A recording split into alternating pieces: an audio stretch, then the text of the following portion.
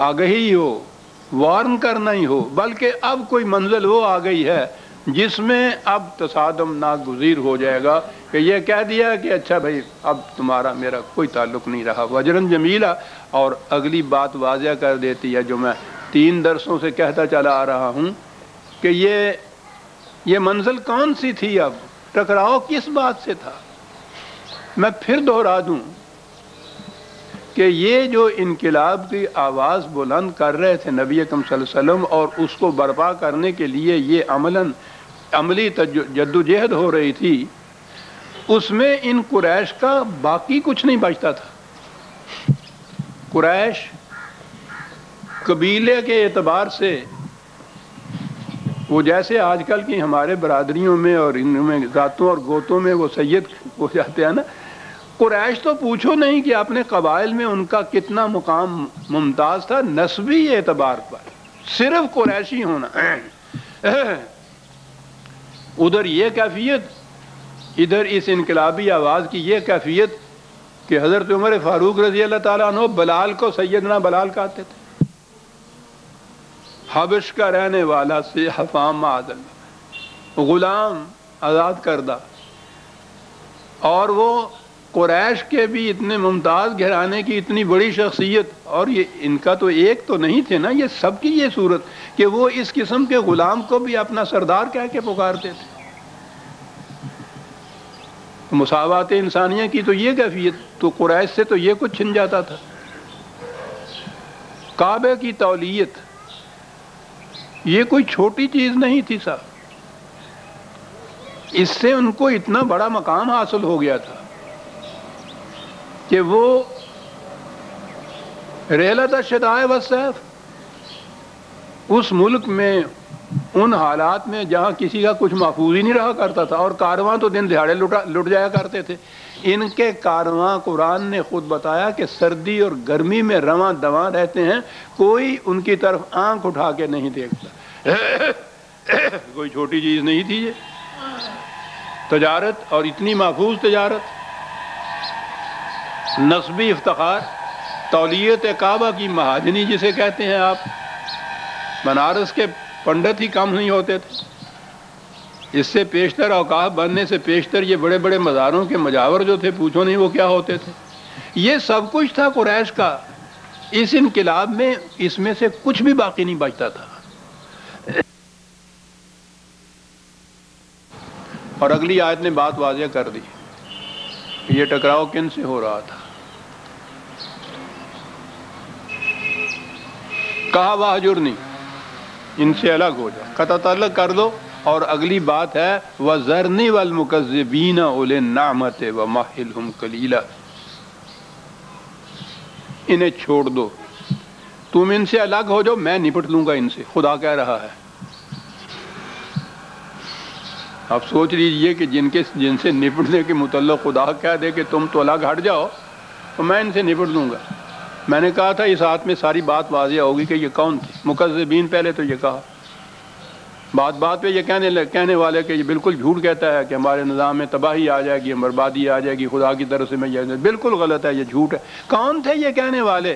ایک لفظ میں قرآن نے بتا دیا تصادم یہ ہو کیا رہا تھا. اولے نام آتے، سرمایہ دار.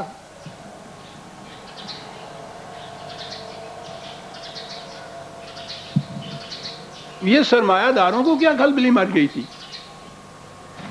وہ رات بھر نفل پڑھتے رہیے، دن بھر تسبیح پھیرتے رہیے، تو انہیں کیا استثا؟ اولن نام ہے، ان کے ساتھ ٹکراؤ ہو رہا ہے. اور پھر یہ جو قریش کے اولن نامہ تھے ان میں تو سب چیز آ گئی نا، نسبی تفاخر کی بنا پر، تولیت کعبہ کی بنا پر، تجارت کے محفوظ ہونے کی بنا پر. یہ ساری ان کو جو نعما حاصل تھیں وہ ان کی ان نسبتوں کی وجہ سے حاصل تھیں. ان کے ساتھ ٹکراؤ ہو رہا تھا. یہ ہے جو قرآن نے ایک لفظ میں کہہ دیا کہ آپ تو الگ ہٹ جائیے اور میں نپٹ لوں گا، چھوڑ دیجئے مجھے اور انہیں تنہا ذرا چھوڑ دیجئے اس میدان کے اندر، میں دیکھ لوں گا خود ان سے، آپ الگ ہٹ جائیے. کون ہے یہ؟ سرمایہ دار طبقہ. یہ تھا تصادم عزیزان ایمان، یہ تھا ٹکراؤ. وہی نظام سرمایہ داری جو ملوکیت کے زمانے میں آپ کے ہاں عین دین بن گئی. آج بھی سب سے بڑے مفسر ہمارے ہاں کے جو اقامت دین کے دائی وہ یہ کہہ رہے ہیں کہ اسلام نے اس پہ کوئی پابندی نہیں لگائی، بے حد و نہایت قسم کی دولت جمع کرو، سامان اکٹھا کرو، جتنا کچھ جی چاہے اکٹھا کر دیا جا رہا، اس میں کوئی تھوڑی سی خیرات کے طور کے اوپر 2.5% دے دیا کرو۔ الن نامہ تھے یہ، جن کے ساتھ ٹکراؤ تھا یہ، اور پھر یہ مقام کہ آپ الگ ہو جائیے، مجھے اور انہیں ذرا چھوڑ دیجئے، دیکھ لوں میں اس میدان کے اندر کیا مقابلہ یہ کرتے ہیں الن نامہ کو۔ وَمَهِّلْهُمْ قَلِيلًا، لیکن تھوڑی سی مہلت۔ قرآن کا نظام قانون مکافات جو ہے اس میں ایک چیز بار بار قرآن نے گنائی ہے کہ یہ خدا کی رحمت ہے کہ وہ فوری گرفت نہیں کرتا۔ ایسے وقت میں بھی جب کہا کہ الگ ہو جائیے اور مجھے اور انہیں چھوڑ دیجئے، پھر بھی ان سے کہا کہ تھوڑا وقت اور انتظار کر لو۔ یہ آخری اعلان جو ہم نے کیا ہے تمہارے خلاف، اس سے ہی کم از کم شاید تمہارے ہوش ٹھکانے ہو جائیں۔ کہا کہ تھوڑا سا وقت، لیکن اگر اس پہ بھی یہ بات باز نہ آئے تو کہا یہ بات نہیں کہ ہم نے اس دوران میں کہیں سے کوئی اسلحہ منگانا ہے، کہیں سے کوئی فوج اور اکٹھی کرنی ہے۔ انا لدینا انکالم و جہیمن، ہمارے پاس تو موجود ہیں انکال، ہتھکڑیاں، بیڑیاں جن کو کہتے ہیں، روک دینے۔ اور پھر یہاں لفظ جہیم قرآن لے آیا ہے، جہنم بھی نہیں لایا ہے۔ اعجاز ہے قرآن کا، ایک ایک لفظ پہ کھڑے ہونا پڑتا ہے۔ جہیم وہ چیز ہوتی ہے جہاں کوئی رک جائے، کسی کی ترقی بند ہو جائے، رفتار ختم ہو جائے، روک دیا جائے، رک جانا، روک دیے جائیں گے۔ یہ انکال ہی پہلی چیز کام نہیں تھی، ہتھکڑیاں اور بیڑیاں جو ہیں، اور اس کے بعد جہیم ہے یہ کہ روک دیے جائیں گے، یہ آگے نہیں بڑھ سکیں گے۔ بڑی چیز ہے سرکشوں کو روک دینا، ہتھکڑیاں اور بیڑیاں روک دینا۔ یہ نظر آ رہا ہے کہ آنے والے جو جنگ تھے یہ ان کے ہی عواقب کا ذکر ہو رہا ہے، جنگی قیدیوں کی طرح۔ اور پھر جس انداز سے یہ قریش آئے ہیں جنگی فتح مکہ کے وقت میں، وہ تو عبرت اور موعظت کی ہزار داستانیں اپنے اندر رکھتا ہے۔ دنیا کے مورخین جو ہیں انگشت بندندہ رہ جاتے ہیں کہ یہ اتنے بڑے بڑے پہاڑ جو تھے ان کی یہ کیفیت ہے کہ وہ ہتھکڑیوں اور بیڑیوں میں بندھے ہوئے سامنے کھڑے ہیں۔ قریش انا لدینا انکالم و جہیمن، کڑیاں اور بیڑیاں ہوں گی، روک دیے جائیں گے، یہ نہیں بڑھنے دیا جائے گا ان کو، اب سرکشیاں ان کی ختم ہو جائیں گی۔ اور اس کے بعد وَطَعَامًا ذَا غُصَّةٍ، کیا بات ایسا ہے، کھانے کو تو بہرحال دیا ہی جائے گا۔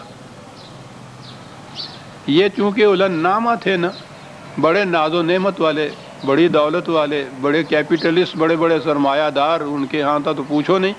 لفظ کھانا جو ہے اس کے اندر صرف یہ روٹی والی بات ہی نہیں ہوتی، اور وہ چیز جو اس طرح سے پرورش کے لیے ضروری ہوتی ہے، ناز و نعمت میں پلے ہوئے یہ سارے طعامن، کس قسم کی روٹی ملے گی، کیا بات ہے، ایک لفظ میں ذا غصۃ ہے، روٹی ملے گی جو حلق میں اٹک جائے، نگلی بھی نہ جائے، اگلی بھی نہ جائے۔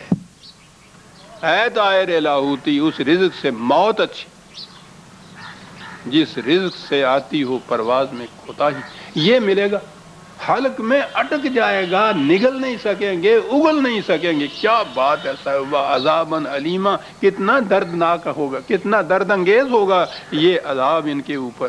کس دن یہ بات ہوگی؟ یوم ترجف الارض والجبال، یہ اس دور کی بات ہے، اس دن کی بات۔ اب یہاں پھر وہی لفظی معنی اگر دیے جائیں گے، ترجف، رجف کے معنی ہوتا ہے ہل جانا، کانپ جانا، لغزش میں آ جانا، تھر تھرا جانا، زلزلہ آ جانا زمین میں اور پہاڑ، ارض والجبال، زمین میں اور جبال میں زلزلہ۔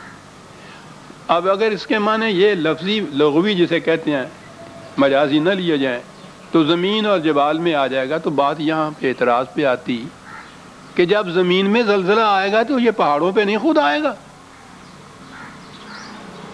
وہ تو زمین پہ کہہ دینے سے بات کافی ہو جاتی ہے، زمین اور اس کے ساتھ جبال ہے۔